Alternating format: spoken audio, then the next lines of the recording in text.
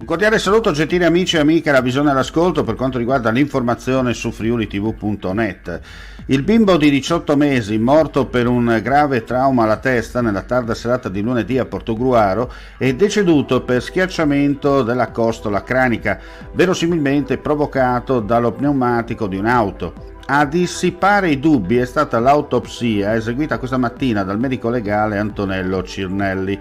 Le risultanze dell'esame hanno confutato completamente la ricostruzione dei familiari, che i carabinieri avevano parlato di una caduta accidentale del piccino mentre si trovava sul cofano dell'auto.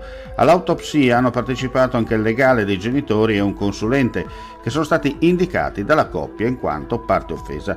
Nelle prossime ore la Procura della Repubblica di Pordenone deciderà come procedere nell'inchiesta e se iscrivere qualcuno nel registro degli indagati. L'Italia è rimasta in una solitudine affollata di ipocriti, mi riferisco a un contesto europeo perché tutti si girano dall'altra parte nel momento delle difficoltà. Lo ha detto oggi il ministro per la protezione civile Nello Musumeci a margine del primo forum Risorsa Mare in corso a Trieste. Mi auguro che l'Europa finalmente si renda conto che il fenomeno migratorio non può essere contenuto nella indifferenza di molti, va affrontato e non soltanto dall'Unione Europea. La costituzione di un tavolo permanente coordinato dal vice ministro Vania Gava fra Comune di Monfalcone, Governo e Fincantieri per portare avanti quello che si configura come un vero e proprio piano Monfalcone, con la volontà di intervenire sulla riqualificazione della forza lavoro del cantiere, che implica una revisione dei subappalti e un programma di formazione e di incentivazione per l'assunzione di manodopera locale, nonché sulle norme sui ricongiungimenti e il controllo delle presenze temporanee.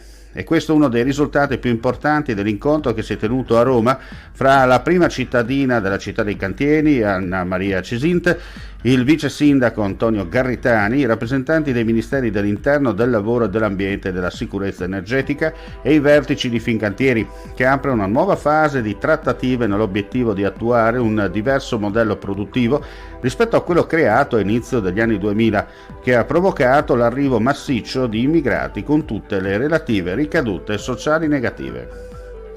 Andiamo a chiudere con la pagina sportiva. Dopo soltanto 3 giornate di campionato, già emergenza infortuni per l'Udinese in vista del lunch match della stagione che prevede la trasferta domenica a Cagliari inizio ore 12:30. Gli indisponibili sono addirittura 7, si tratta di Padelli, Masina, Ezibue, Davis, Semedo, Delofeo e Brenner, a cui si aggiungono Pafundi e Bosse, che potrebbero essere disponibili al massimo per la panchina essendo di rientro dopo lunghi infortuni.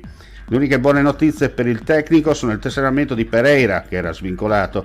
C'è curiosità per vedere se otterrà la fascia di capitano o se resterà sul braccio di Wallace, il recupero di Festi e Bosele e la prima convocazione per i neoacquisti Paiero e Tifcik.